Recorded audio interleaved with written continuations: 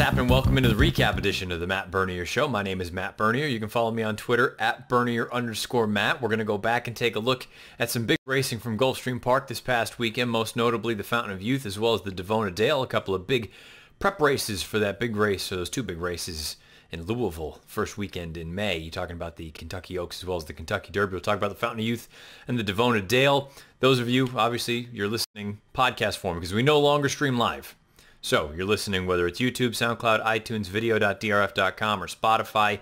Thank you for doing so. Subscribe, like, leave comments, leave reviews, wherever it may be. It's always greatly appreciated. If you have any questions or concerns, comments, whatever else it may be, fire away on Twitter to me at Bernier_Matt. And again, for those of you that have yet to do so, I'd really appreciate it if you filled out my very, very brief survey. tinyurl.com/The Matt Bernier Show should take you no more than about 60 seconds or so. Let's dive right into it. We're going to go over these two races in depth, and then we'll also do the sort of quick hit stakes montage for the rest of the stakes races from Gulfstream on Saturday. We're only going to have time for Gulfstream. Then we'll dive into the buyers as far as the best performances of the weekend are concerned, DRFTV schedule of events for the upcoming week, and then we'll get you out of down.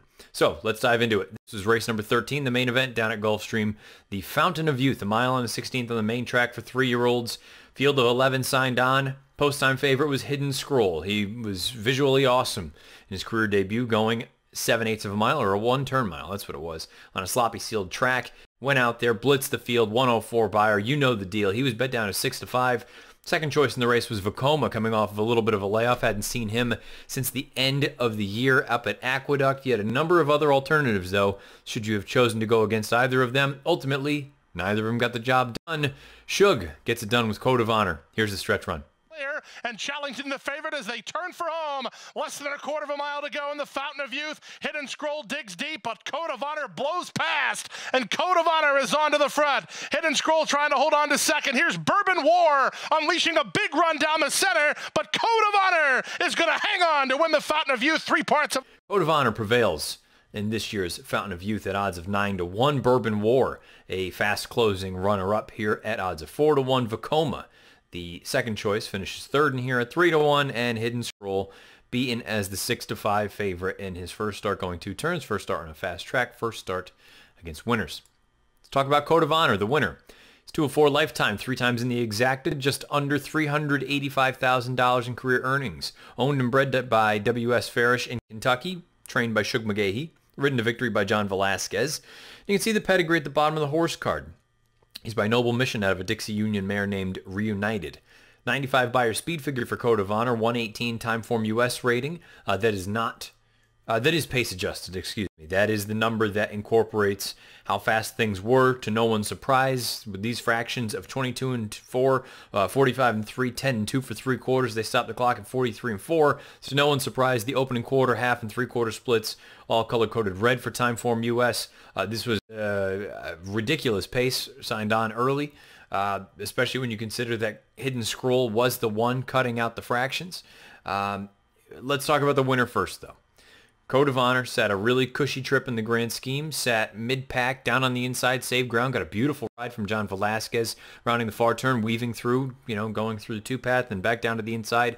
And he came on and he finished. He came home in 32.75. This was a nice rebound effort. I was very, very down on this horse coming into it because I thought his Mucho Macho Man was terrible, and it was.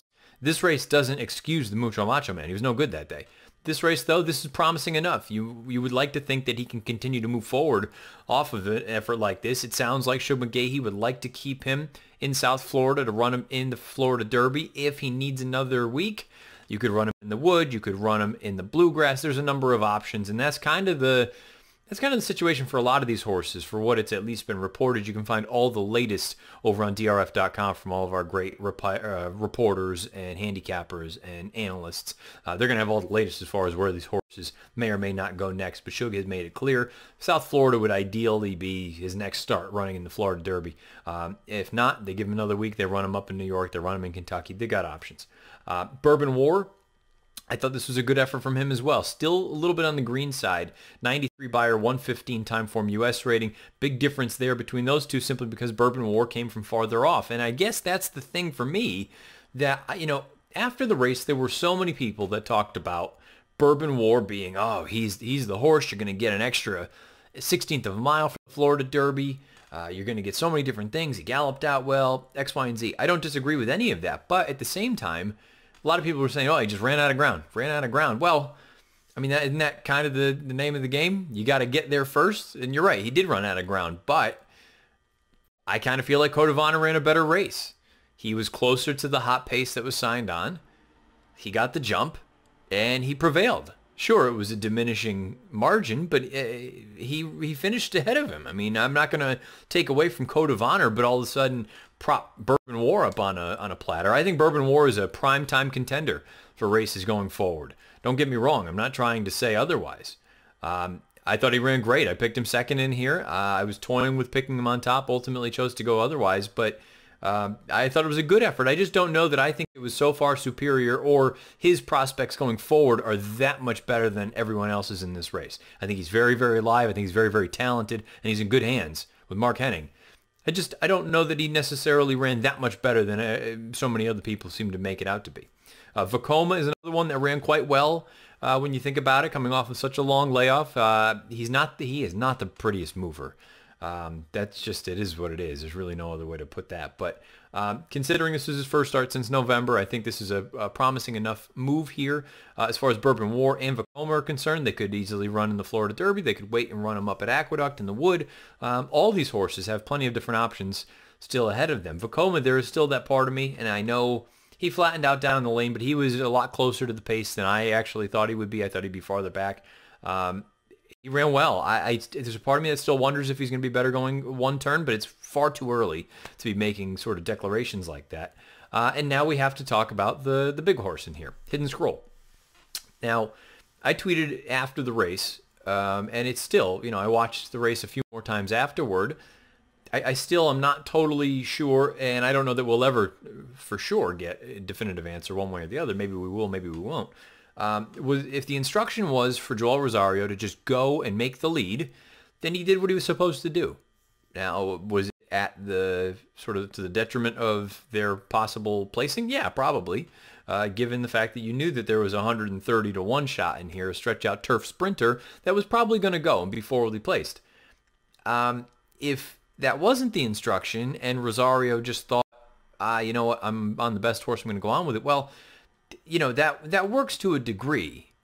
But then when you look at it and you say, in your second lifetime start, you had all these things going against you, or all these first sort of hurdles that you needed to get over, and you're going to go 45 in a piece and be head and head with a turf sprint stretch out horse that's got no chance.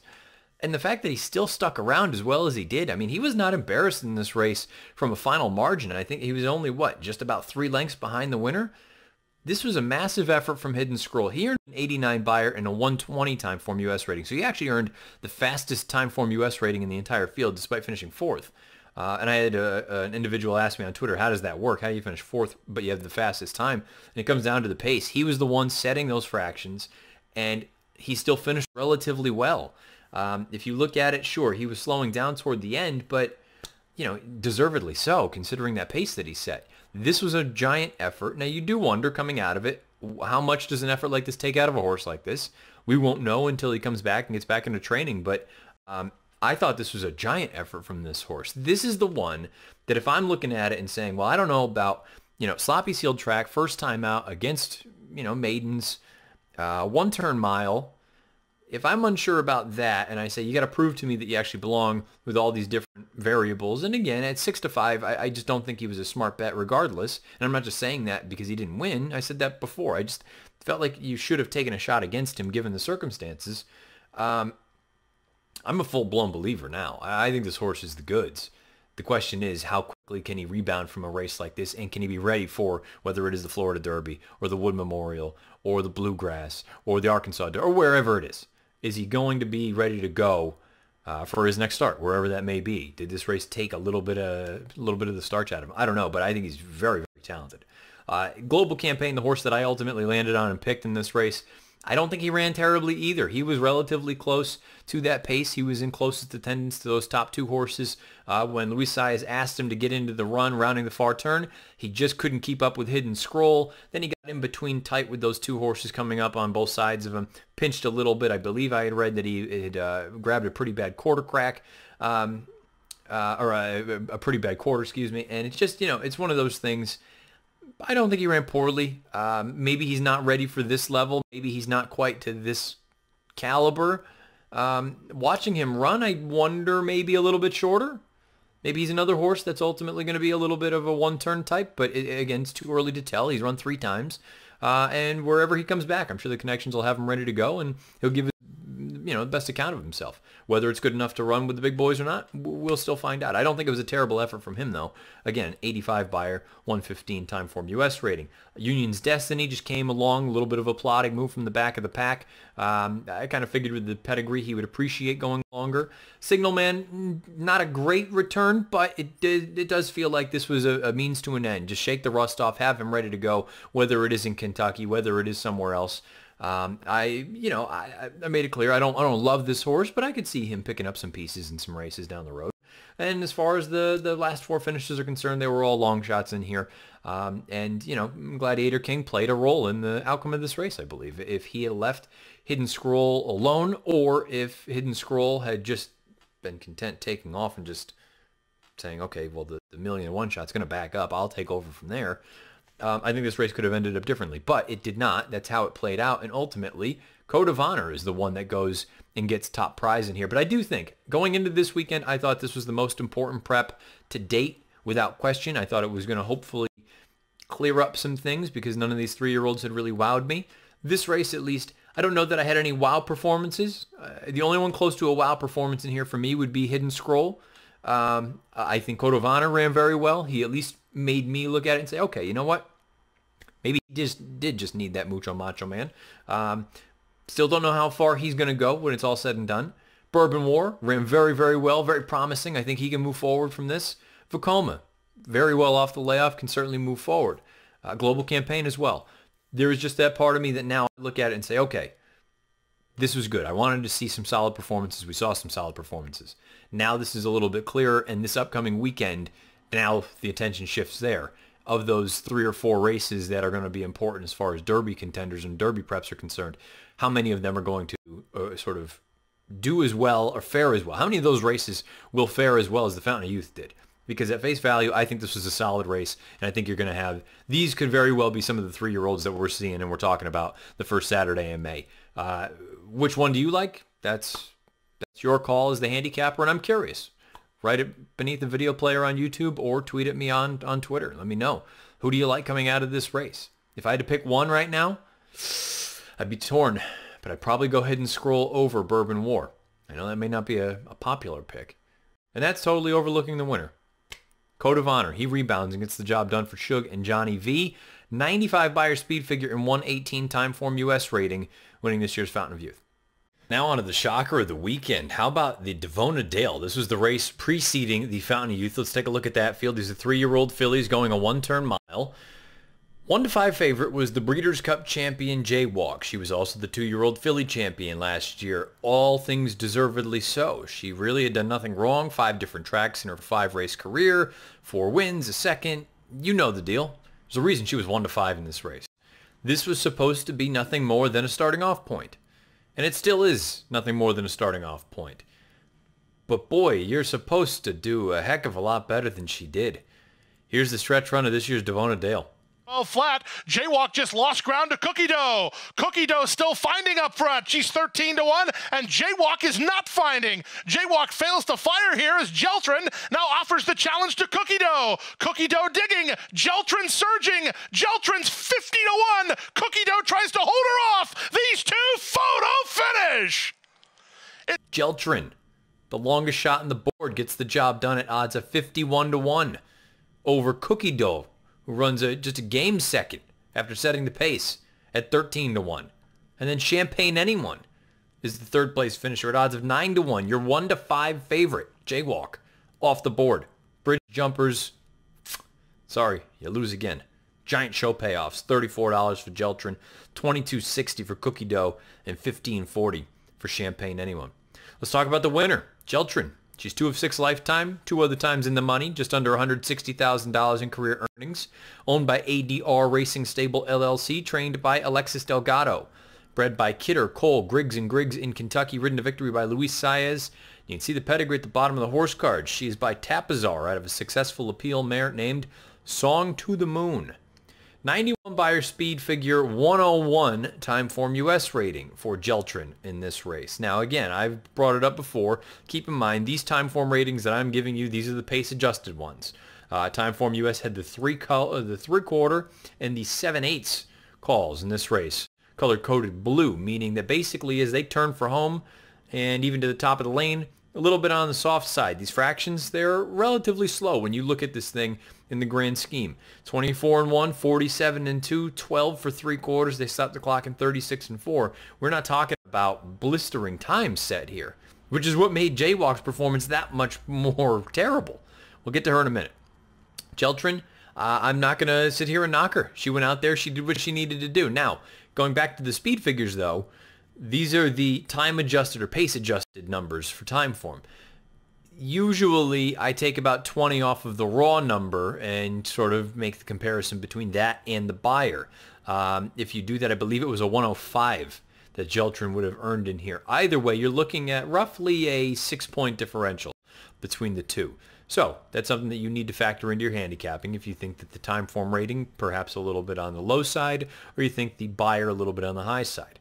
Jeltrin, she stalked. She went on with it. She was very, very late with her lead change, but look, she got the job done. I'm not going to sit here and knock her. Do I all of a sudden think she is a primetime player as far as Kentucky Oaks race is concerned? No, not at all. But you know what? Crazier things have happened. It's not totally out of the realm of possibility that she continues to move forward. Right now, though, I don't look at her as a major threat. Cookie Dough earned a 90 Beyer and a 101 time form US rating.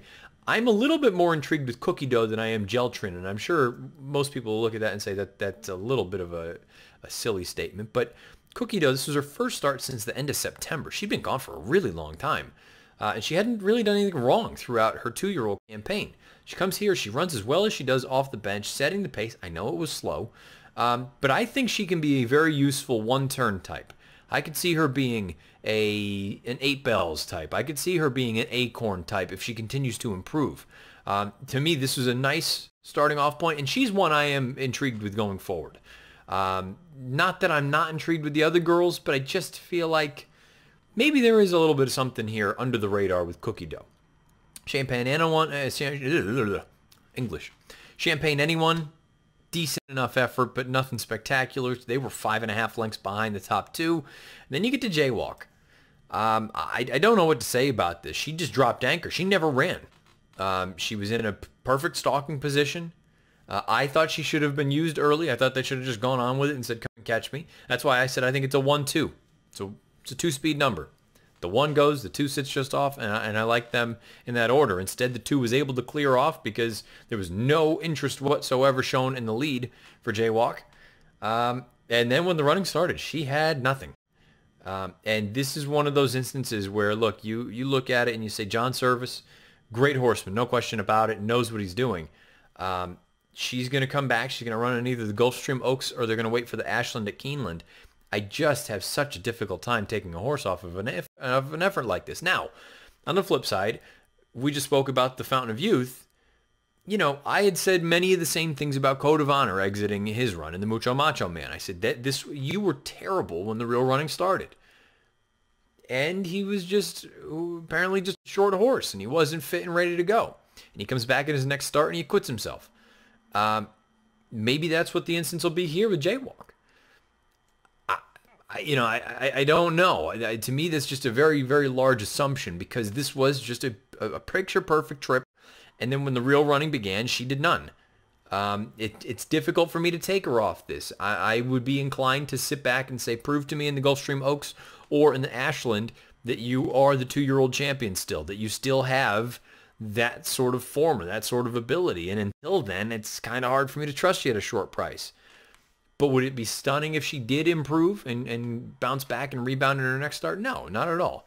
Again, she goes out for a good outfit, and she's clearly talented. She's run big races in the past. I don't know, but this was an unmitigated disaster. I don't think anybody would argue that. The bombshell of the weekend, Jaywalk, off the board in the Davona Dale at odds of 1-5. One other horse just to throw out there. I thought Another Time was a little bit intriguing in here just because To me, she's the kind of horse, she's an Ontario bred, and she made a little bit of a move into the far turn, and then she just couldn't kind of stay on down the lane. This was her first time on dirt.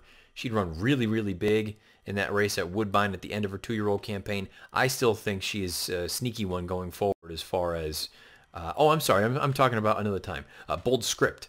Bold Script is the one that I find a little bit intriguing, that because to me, she's the kind of horse that is this nothing more than a dry run. You know, Jose rode her this time around.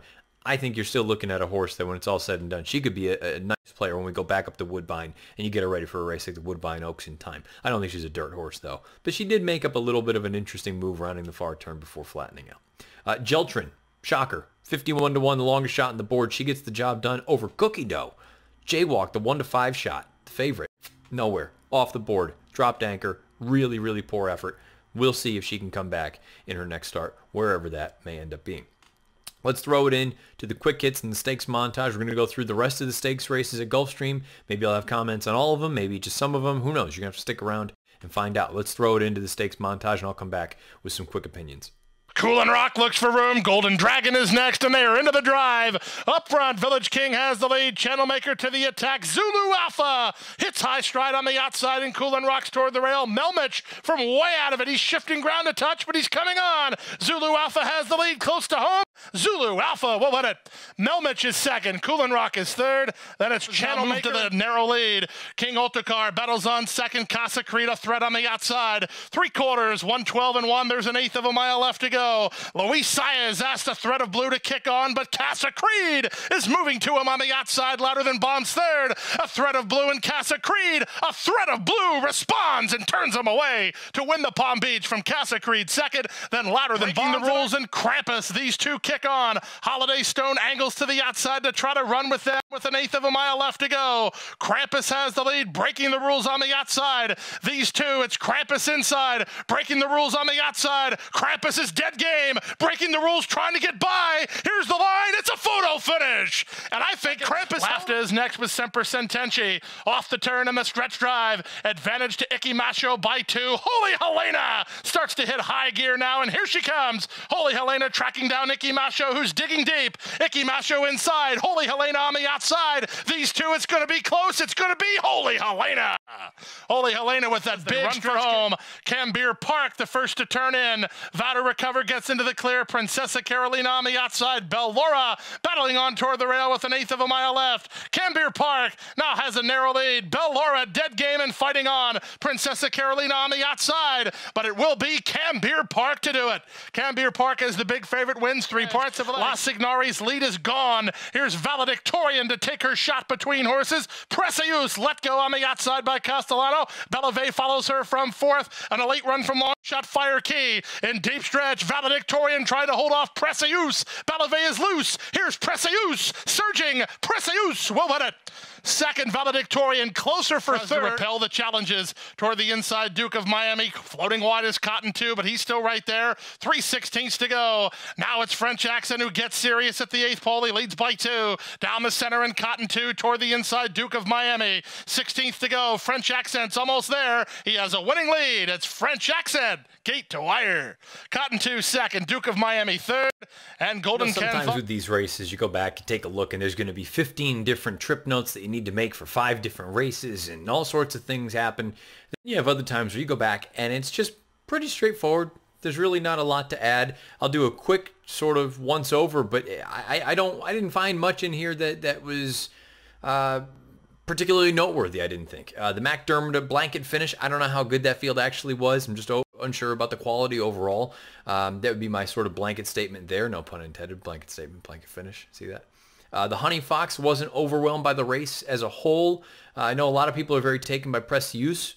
Maybe she ends up being a real superstar for Chad, but I wasn't blown away by it. I think you need to do a little bit more than, and I don't mean this as a knock to valedictory, or a valedictorian, but I think you got to do a little bit better than just being able to kind of inch away from her in deep stretch. The water's going to get a heck of a lot deeper just among the Chad horses, let alone in some of these other big races on grass. Here Comes the Bride, solid effort from Cambier Park. I think she's really nice. Certainly has some talent. Beautiful trip in there. Connectivity is the horse that I like. She was wide, but she was god-awful. I don't know what the heck happened there, but she was no good whatsoever. I'll be curious to see if something happened to her and she's going to be gone for some while because she was terrible.